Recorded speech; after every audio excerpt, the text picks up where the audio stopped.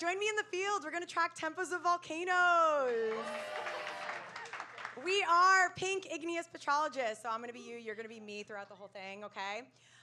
Magma exists underneath volcanoes, right? And when it cools, it becomes igneous rocks. That's what we mean by igneous petrologists. We are specialists now. Now, magma, as a refresher, is 3 ingredients: liquid melt, solid crystals, dissolved gases, or volatiles. And volcanoes tend to erupt when they are perturbed underneath. A lot of times, this happens by magma recharge, or new magma coming up from below. Crystals can record these changes. They grow in magma reservoirs. And as new magma comes in, they grow zones that have different chemistries or flavors. This is what they look like. Isn't that cool? It's a crystal.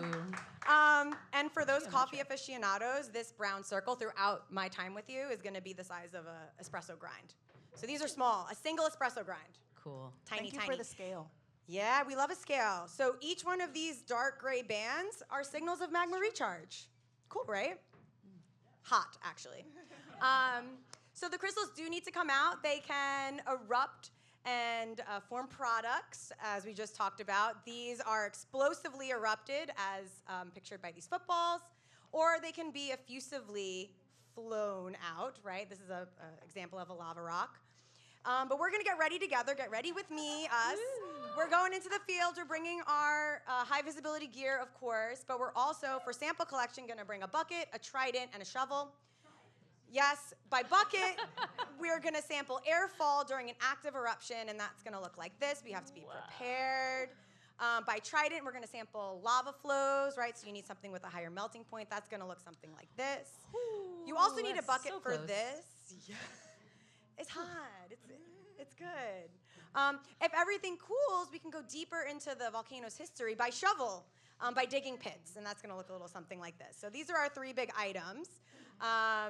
But what we're also bringing, because I am you and you are me, is a New York City public school education.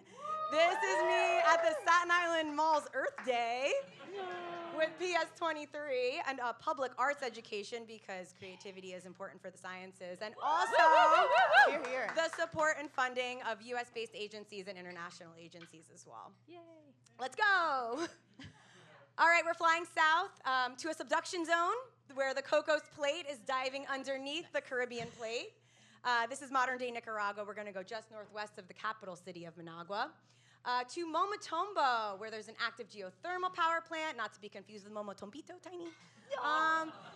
But there was a Pompeii-style event at Leon Viejo, so this volcano has had the capacity to erupt with great vigor in the past. Fun story, Momotombo is one of the only indigenous named volcanoes that exists in Central America and in Nicaragua, because what the Spanish conquistadors used to do is send friars up to the top of volcanoes, baptize them, and then on their return, they would give the volcano a new name. That's why you have names like San Cristobal, Telica, Concepcion. Momotombo, of the Mahome Tombo peoples, right, retains its name because the friars never returned. Fast forward about 500 years, Momotombo erupts in 2015 after 105 years of quiescence or break. And it was a VEI2, or Volcano Explosivity Index, 2 out of 8 or more. I don't like to use good or bad. It was both explosive and effusive. There were no deaths. Hey. Yeah. All right. And this volcano, this is years on the x-axis, a graph, and VEI on the y, has erupted mostly VEI2s, but has erupted with more vigor in the past. So understanding its history is important, so we gotta collect rocks. We're gonna go to road cuts. Classic. The engineers did the work for us. We're gonna go to quarries. The engineers did the work for us. We do have to dig a little bit. We'll do the work for ourselves here. And we're starting to look like real good. We've got some nice pumice samples. This is good stuff to bring back to the lab. I'm gonna prepare you now for obstacles you may That changed real encounter.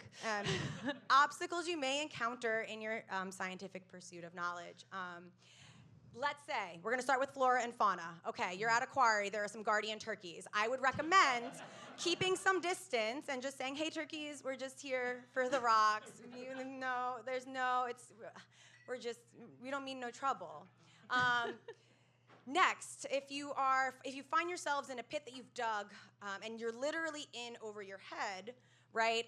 There is always the chance of scraping a wall out, a scorpion coming out from that wall, which requires you to just leap. Are you speaking from personal experience there? That sounds like Personal a memory. experience. That is a memory that I don't know if I'll ever forget. It was here. I was scraping the side of a pit. How big was it? In my memory, like, but realistically, like maybe smaller than this remote. So, there are also plants that can harm you. This one you don't even need to touch for it to shoot its needles out. This is the chichigaste plant. In this case, if you receive any swelling as a reaction, an over-the-counter allergy medication should do the trick. But I'm sure you're thinking, oh, surely the volcano has some hazards associated with it, not just the environment, and that's true. In this case, you'll notice that my former PhD advisor, Marc-Antoine,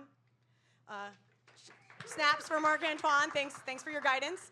He lost his soul on this trip, but we packed some tape and a camera to keep the party moving. And I'll have this video play, but if you do go to an active eruption, chances are you've already studied it extensively and you've assessed the risks. And so the risks are pretty minimal, but it's always important to practice backing in to the field site, and so that if anything changes, you can kind of like rapidly evacuate. Yeah, beautiful. That's the lava lake that I would jump, right? Nice like hang time. That's Messiah. Transportation is important to maintain. Puddles during rainy seasons in Central America can be quite treacherous. In this event, we sank our truck and then paid a local farmer to tow us out, and so that was very nice. And so it is important to make sure your trucks are in a row. So there's Nice. now you've accumulated all these samples and you've got to get them back. I'm sure you're like, 3 weeks in the fields, we're good to go, right? Wrong. Apparently, entering the U.S. with grain sizes that are of a certain size fraction proved to be difficult, and you may encounter an hour or more in discussion with TSA about whether or not this is organic material. It's not. You can't grow anything. It's glass. But it might be a conversation you might anticipate. Okay, and then you spend 7 years looking at it.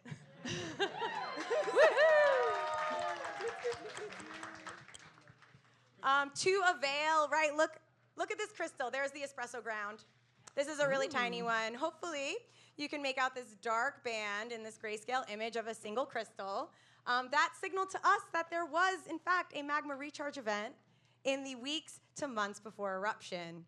We phoned our friends who also look at seismic records, and they saw the same thing, that fractures are opening 3 months before the eruption. And so what this tells us is that we should probably be looking out for these signals in the seismic record as pathways for magma to enter as we monitor this cone for future eruptions. And what I'll leave you with today is something that I've been thinking about more recently, and that's the human record of volcanic tempos. And so I'm sitting next to Jill DeLyons here, a Nicaraguan ancestry composer, who found us and wrote a commissioned piece for soprano, alto, tenor, and bass for a choir that had this premiere. They performed it uptown, the Musica Viva chorus, and she wrote and communicated her experiences and emotional experiences visiting Momotombo using some of the texts that we use in our own research through the human voice and through music. So encouraging you to continue pursuing both arts and science, and thank you. Yeah. Woo! Thank you. Give it up for Dr. Sam.